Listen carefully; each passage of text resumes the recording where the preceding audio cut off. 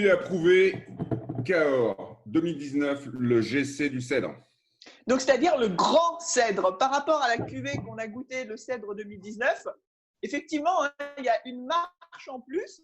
Mais ce que j'aime bien, moi, dans cette expression de vin, c'est une marche en plus qui n'est pas dans la surpuissance et la démonstration. C'est pas comme certains, parfois, où on a, attendez, attention, je vais sortir la grosse artillerie, je vais vous faire ma super cuvée, c'est surboisé, c'est surpuissant, on n'en boit pas un verre parce qu'on est tout de suite écœuré. Là, pas du tout. On est dans le cran au-dessus, c'est-à-dire plus de profondeur aromatique, un parfum beaucoup plus complexe, plus délié, et du coup, en bouche aussi, plus d'allonge, plus de force, mais pas de force dans la puissance, en fait, plus de contour, en fait, et un côté un peu matelassé dans le tanin, moi, que j'adore, parce que ça donne une sève, un moelleux, et beaucoup d'épaisseur, c'est-à-dire de relief, et donc d'amplitude de bouche.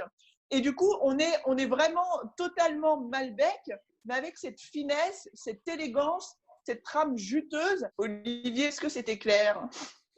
Ah, c'était super clair. En plus, je suis, pour le coup, je suis d'accord avec toi. Je trouve qu'on n'est pas dans une incrémentation par rapport au cèdre. C'est différent, c'est un autre univers. Et là, pendant que je t'écoutais parler, je m'étais enfermé dans ma bulle et je me demandais si on me cachait l'étiquette où je mettrais ce vin. Et je trouve qu'il y a des inspirations bourguignonnes.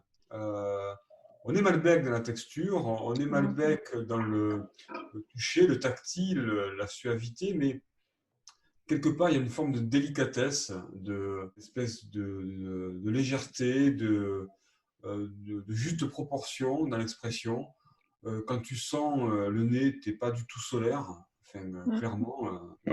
Jamais, et pourtant, avec l'accent que j'ai, tu imagines bien que je connais le climat à Cahors.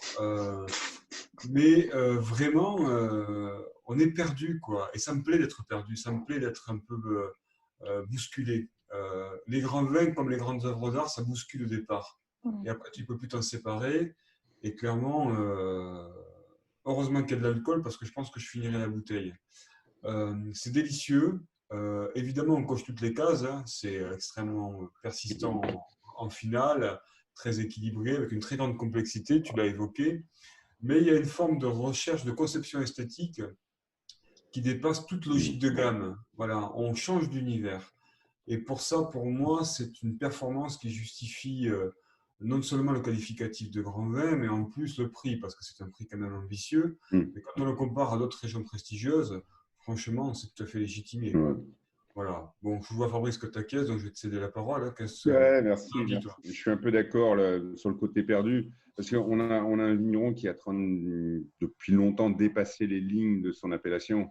On peut parler de visionnaire, de pionnier. Il a poussé très loin ce qu'on pouvait faire avec un Malbec.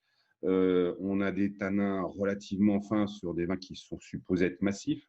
Pour moi, je le recommanderais aux amateurs de Pauillac, d'Hermitage, de Bandol, mais avec une élégance, une texture et une classe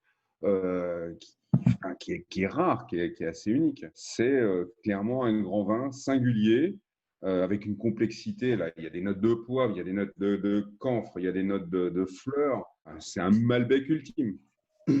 Quelle note tu mets ? Merci Véronique de me poser la question. Je vais me lâcher, moi je suis à 18. D'accord, moi 17,5. Hein. Et toi Olivier ? Ouais, ben Fabrice, il me tente encore une fois.